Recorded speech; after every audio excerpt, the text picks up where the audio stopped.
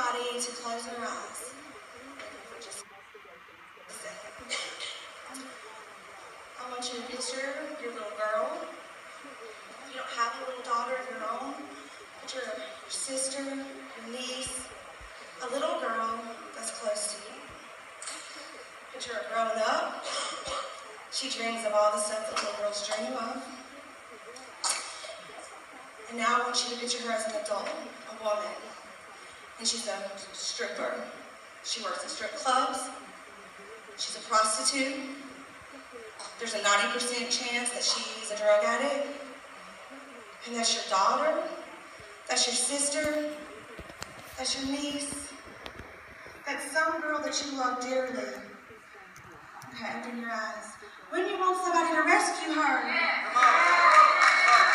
When you want somebody to go in to a strip club, or to a shooting gallery, or to a trap house, whatever term you're familiar with. If that was your child, if that was your sister, if that was somebody that you loved, wouldn't you want somebody to go in and say, I don't have to do this anymore. I got a plan for you. I got a way up out of here. I can help you. Those girls are just like y'all's little girls. They're just like Zoe. Little beautiful Zoe. Can have no other names. They're just like my stepdaughters, Ashley and Kimberly. They're little girls, and they grow up and have dreams. Somewhere along the way, something got messed up for them, and they've landed in these places. And the reason why I know that is because I was one of them. I know what it's like to grow up and have a horrible childhood. Hallelujah, that was over. You know, I know what it's like to be a little girl and have all these hopes and dreams of the pretty dresses and the princes and all those stuff that little girls want. I know that. And then I know what it's like to have to live through this world one trick at a time. You know, one strip club at a time, one shooting gallery at a time. I know what that's like. In 2012, Jesus radically saved me.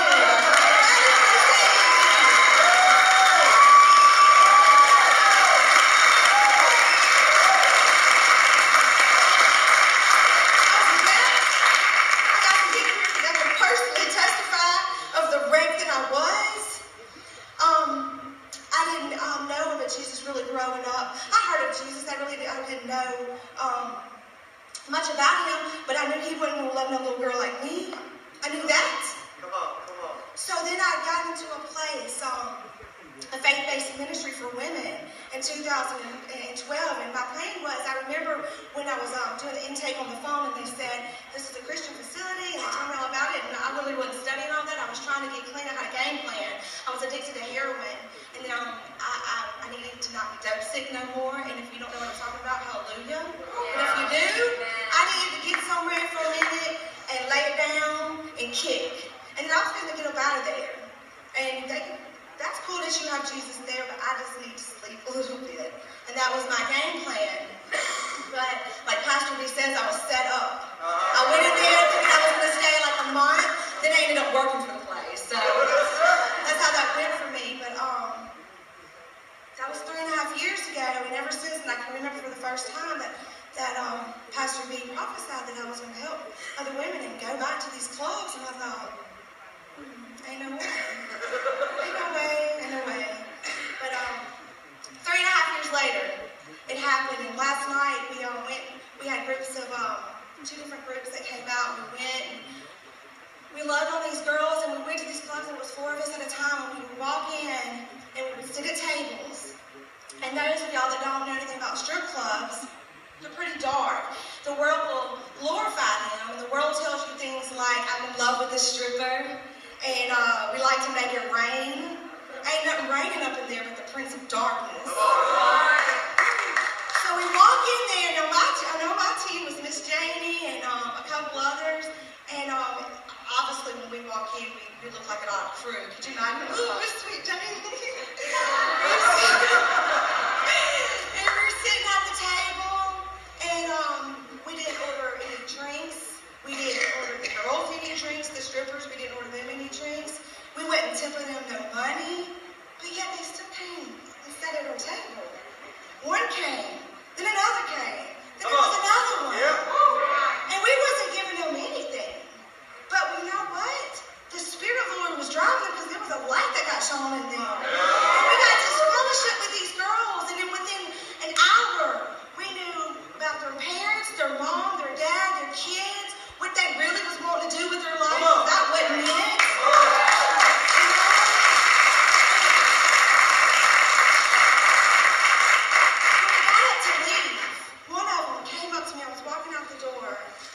When we got up to leave, and she walked by me, and she was about 20 years old, and she kind of put her head on my shoulder. She's like, "Oh, I hate that y'all are leaving, because y'all were my company for the night."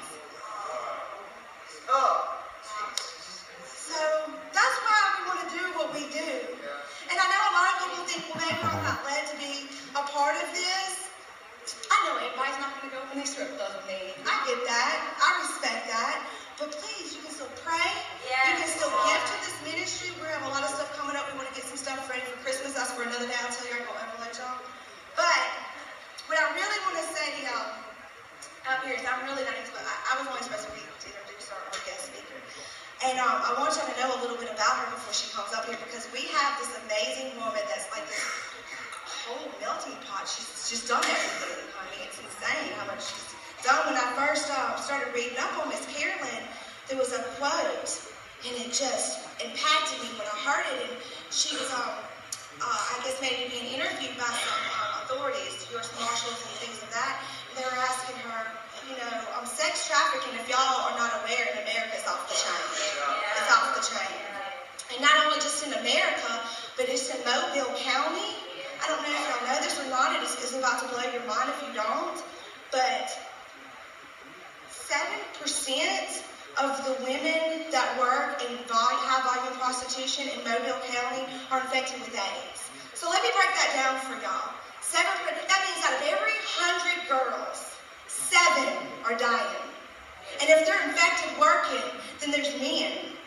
This is in Mobile County. I'm not talking about Vegas. I ain't talking about LA. I'm talking our backyard. Our city is dying of sex trafficking. So the Lord brought us some help up in our city.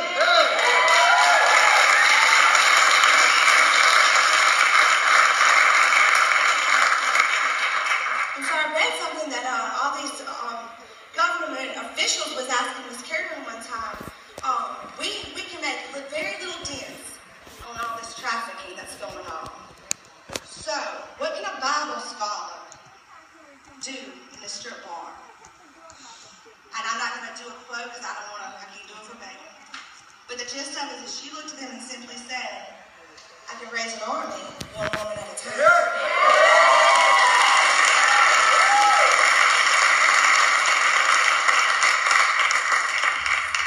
Carolyn received a call to missionary service at the age of 13.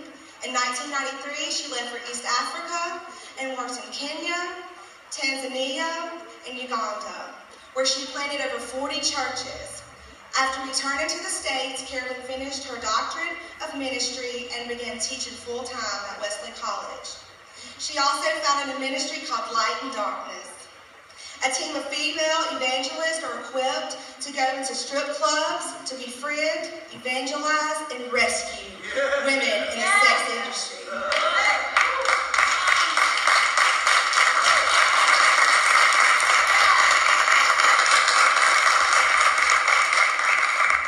Carolyn joined One Mission Society 3 years ago.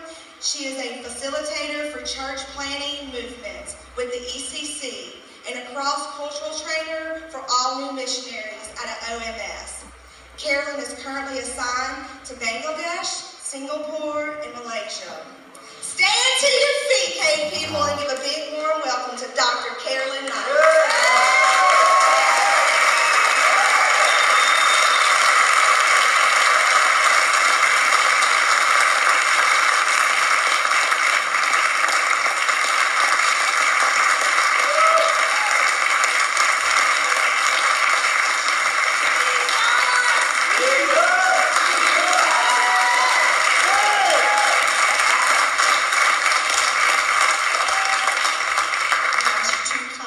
Just it was such a joy to meet with about a dozen precious sisters from this church last night who are fired up about going into places of darkness to reach the sex workers of Mobile. And all of you that came last night, would you stand? And I just want us to give applause to the ladies that are going to be reaching out.